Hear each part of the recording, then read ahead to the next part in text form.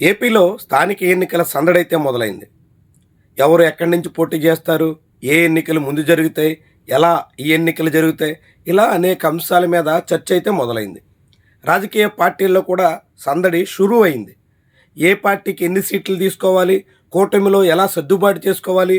ఇలాంటి అంశాల మీద టీడీపీ, జనసేన మధ్య అయితే రచ్చ నడుస్తోంది. ఇలా వివిధ రకాలుగా స్థానిక ఎన్నికల చుట్టూ చర్చ అయితే మొదలైనప్పటికీ అసలు ప్రభుత్వం అడుగులేస్తుందా? అడుగేయాలంటే ప్రభుత్వానికి ఉన్నటువంటి ప్రధానమైన అడ్డంకులేంటి? ఇలాంటి విషయాల్ని ఇప్పుడు మనం చర్చిద్దాం. 5 విషయాల్లో రాష్ట్ర ప్రభుత్వానికి స్పష్టత రావాల్సి ఉంది. అందులో మొదటిది ఓటర్ల జాబితా. అసలు ఈ ఎన్నికలకు ఎస్ఐఆర్ పూర్తయిన తర్వాత ఎస్ఐఆర్ రూపొందించినటువంటి ఓటర్ల జాబితాతో మాత్రమే ఎన్నికలు నిర్వహించాలా?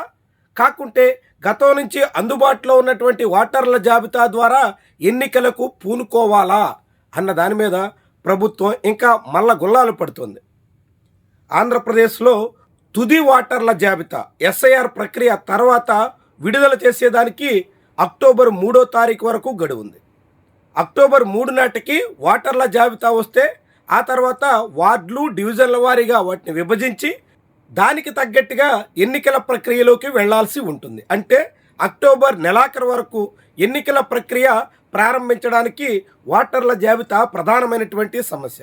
అయితే ఇప్పుడు రాష్ట్ర ప్రభుత్వం ఇప్పటికే municipal and urban development department దాదాపుగా పాత ఓటర్ల జాబితాతో అన్ని వార్డులు, డివిజన్ల వారీగా ఎన్నికల ప్రక్రియకు సిద్ధం కావాలి, ఓటర్ల జాబితా విభజన, ప్రదర్శన ఇలాంటివంతా చేపట్టాలి అని భావిస్తోంది. మరి ఎస్ఐఆర్ ప్రక్రియ మధ్యలో ఉండగా ఇలా పాత ఓటర్ లిస్టుతో ఎన్నికలకు వెళ్ళే అవకాశం ఎంత అన్నది పెద్ద ప్రశ్న. ప్రభుత్వం ఈ విషయంలో తుది నిర్ణయానికి రాకుండా క్లారిటీ వచ్చే అవకాశం లేదు. ఇక దాని తర్వాత కీలకమైంది ఎన్నికలు బ్యాలెట్ పేపర్లతో నిర్వహించాలా, ఈవీఎంలతో నిర్వహించాలా అన్న దాని మీద కూడా ఇంకా స్పష్టత రాలేదు. వాస్తవానికి అందుబాటులో ఉన్న ఈవీఎంలన్నీ, బ్యాలెట్ పేపర్లు కావాలంటే అందుకు తగ్గట్టుగా బాక్సులు ఎన్ని సిద్ధంగా ఉన్నాయి, ఇలాంటి అంశాల మీద ఇప్పటికే రాష్ట్ర ఎన్నికల సంఘం కొంత కసరత్తులు చేసింది. అయితే ఈవీఎంల్లో ఇప్పుడు మళ్ళీ వాటన్నిటినీ మోడిఫై చేసి గుర్తుల వారీగా ఆయా నియోజకవర్గాల వారీగా ఎంపీటీసీ కావచ్చు, జడ్పీటీసీ కావచ్చు, ఇలాంటి ఎన్నికల్లో కాకుంటే పంచాయతీ ఎన్నికల్లో అయితే అనేక రకాల ఇండిపెండెంట్ల గుర్తులు ఉంటాయి కాబట్టి వాటికి తగ్గట్టుగా మార్చడం సాధ్యమయ్యేనా అనే ప్రశ్న కూడా ఉంది. ఇలాంటి తరుణంలో ఈవీఎంలతో ఎన్నికలు జరపడం వీలు పడకపోవచ్చు అనే అభిప్రాయం చాలామంది వ్యక్తం చేస్తున్నారు. దాంతో బ్యాలెట్ బాక్సుల ద్వారా ఎన్నికల నిర్వహణకు తగ్గట్టుగా యంత్రాంగం ఎంత మేరకు సిద్ధమవుతుంది అనేది కూడా ముఖ్యమైనటువంటి విషయం. ఇందులో కూడా స్పష్టత రావాల్సి ఉంది. వీటి తర్వాత బీసీ రిజర్వేషన్లు ఆంధ్రప్రదేశ్లో అత్యంత కీలకమైనటువంటి అంశం. బీసీల రిజర్వేషన్లకి కట్టుబడి ఉన్నాం అని చంద్రబాబు పదే పదే చెప్తున్నారు. దానికి తగ్గట్టుగా రాజీవ్ రంజన్ మిశ్రా నేతృత్వంలో ఏకసభ్య కమిషన్ వేశారు. ఆ కమిషన్ గడువుని పలుమార్లు పెంచారు. ఇప్పటికే ఆ కమిషన్ గడువు ముగిసింది. ఆ కమిటీ రిపోర్ట్ కూడా రెడీ అయ్యింది, ప్రభుత్వానికి అందిస్తున్నారు. ప్రభుత్వం అందుకున్న తర్వాత దాన్ని పరిశీలించి రిజర్వేషన్ల విషయం మీద స్పష్టతకు రావాల్సి ఉంటుంది.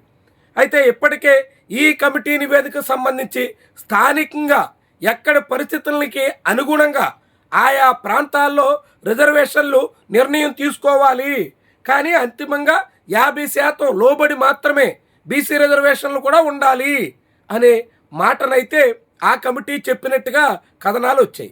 మరి దీన్ని ప్రభుత్వం అంగీకరిస్తుందా? ప్రభుత్వం అంగీకరిస్తే దానికి చట్టబద్ధంగా న్యాయపరమైనటువంటి చిక్కులు ఏమైనా ఉంటాయా? వాటిని కోర్టుల్లో ఛాలెంజ్ చేసే పరిస్థితి వస్తే అప్పుడు ఎలాంటి సమస్య ఎదురవుతుంది? ఇది కూడా చాలా క్లారిటీ రావాల్సినటువంటి అంశం. దీనికి కూడా కొంత సమయం తీసుకునేటువంటి అవకాశం కూడా ఉంటుంది. దాంతో ఇలా ఈ విషయం మీద కూడా పూర్తి స్థాయిలో స్పష్టత రాకుండా స్థానిక ఎన్నికలు జరిగే అవకాశం అయితే లేదు. ఇక వీటి తర్వాత మరొక ముఖ్యమైనటువంటి విషయం, డైరెక్ట్ ఎన్నికలు జరపాలా, ఇండైరెక్ట్ ఎన్నికలు నిర్వహించాలా? దీని మీద కూడా ప్రభుత్వం మళ్ళా గుల్లాలు పడుతుంది. డైరెక్ట్ ఎన్నికలు నిర్వహిద్దాం అని ముఖ్యమంత్రి ప్రతిపాదన చేసినట్టుగా వార్తలు వచ్చాయి. కానీ ముఖ్యమంత్రి ప్రతిపాదనతో అనేక మంది నేతలు విభేదించినట్టుగా కూడా అధికార తెలుగుదేశం పార్టీ అనుకూల మీడియాలోనే వార్తలు వస్తున్నాయి. ఇప్పుడు ప్రజల్లో పెరుగుతున్నటువంటి వ్యతిరేకత కారణంగా డైరెక్ట్ ఎన్నికలకు వెళ్తే చాలా పెద్ద స్థాయిలో సమస్యలు ఎదురవుతాయి.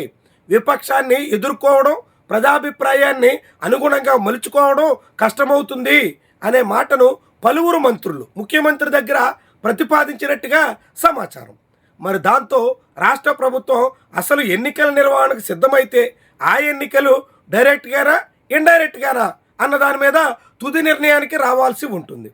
డైరెక్ట్ ఎన్నికలైతే ఒక తీరున, ఇండైరెక్ట్ ఎన్నికలైతే మరొక రాజకీయపరమైనటువంటి వ్యవహారం కూడా ఉంటుంది. కాబట్టి అందుకు తగ్గట్టుగా ప్రభుత్వం సిద్ధం కావాల్సి ఉంటుంది. మరి దానికి ప్రభుత్వం తుది నిర్ణయం తీసుకోకుండా స్థానిక ఎన్నికల వైపు ప్రయత్నాలు ముందుకు సాగే అవకాశం కూడా లేదు.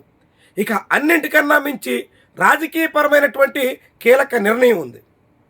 కూటమి ప్రభుత్వం ఇప్పుడు రాజకీయంగా తమకు వాతావరణం అనుకూలమా కాదా అన్నది తేల్చుకోవాల్సి ఉంది. ఎందుకంటే ఇప్పటికే 6 నెలలుగా మున్సిపాలిటీలు స్పెషల్ ఆఫీసర్ల పాలనలో ఉన్నాయి. పంచాయతీలు 5 నెలలుగా స్పెషల్ ఆఫీసర్ల పాలనలో ఉన్నాయి. చంద్రబాబు అధికారంలో ఉండగా ఎన్నడూ స్థానిక ఎన్నికల్ని ఇన్ టైంలో నిర్వహించరు అనే పేరుంది. ఈ తరుణంలో ఇప్పటికే ఎంత జాప్యం జరిగిన తర్వాత స్థానిక సంస్థలకు సంబంధించి కేంద్ర ప్రభుత్వం వివిధ ఆర్థిక సంఘాల ద్వారా కేటాయించాల్సినటువంటి నిధుల్లో కూడా భారీగా కోత పడే ప్రమాదం ఉంటుంది. అసలే ఆంధ్రప్రదేశ్ ఆర్థికంగా అనేక సమస్యలతో నెట్టుకొస్తున్నటువంటి తరుణంలో స్థానిక సంస్థలకు కేంద్ర ప్రభుత్వం ఇవ్వాల్సినటువంటి నిధులు కూడా కోత విధిస్తే ఏపీ ప్రభుత్వం మరింతగా ఇరకాటంలో పడుతుంది. కాబట్టి ఎన్నికలు జరపక తప్పని పరిస్థితి అయితే దాపురించింది. కానీ మరి ఎన్నికలు జరపాలంటే రాజకీయంగా కూటమికి ఎదురు దెబ్బ తగిలే పరిస్థితి వస్తుందా అన్నది కూడా లెక్కలేసుకోవాలి. దాంతోపాటు ఎన్నికల బరిలో దిగాలనుకున్నప్పుడు కూటమి పక్షాల మధ్య అంటే తెలుగుదేశం, జనసేన, బీజేపీ మధ్య సఖ్యత కూడా అత్యంత కీలకం. 3 పార్టీలు సీట్ల సర్దుబాటు దగ్గర నుంచి అనేక వ్యవహారాల్లో ఉమ్మడి నిర్ణయానికి రావాల్సి ఉంటుంది. ఇది రాకుండా కూడా స్థానిక ఎన్నికలు జరిగే అవకాశం అయితే ప్రస్తుతానికి లేదు. కాబట్టి ఈ కీలకమైనటువంటి 5 అంశాలు ఓటర్ల జాబితా, రిజర్వేషన్లు, ఈవీఎంల, పోస్టల్ బ్యాలెట్ల, డైరెక్ట్ ఎన్నికల, ఇండైరెక్ట్ ఎన్నికల, ఎన్నికలు ఇప్పుడే జరపాలా, ఇంకొంతకాలం కాలయాపన చేయాలా, ఇలా అనేక అంశాలకు సంబంధించినటువంటి స్పష్టత లేకుండా ఎప్పటికిప్పుడే స్థానిక సంస్థల ఎన్నికలు జరిపే అవకాశం అయితే కనిపించట్లేదు. కాబట్టి వెంటనే సెప్టెంబర్లో, అక్టోబర్లో ఎన్నికలు జరిగిపోతాయి అనే ప్రచారానికి ఏ కోసాన అవకాశం కనిపించడం లేదు.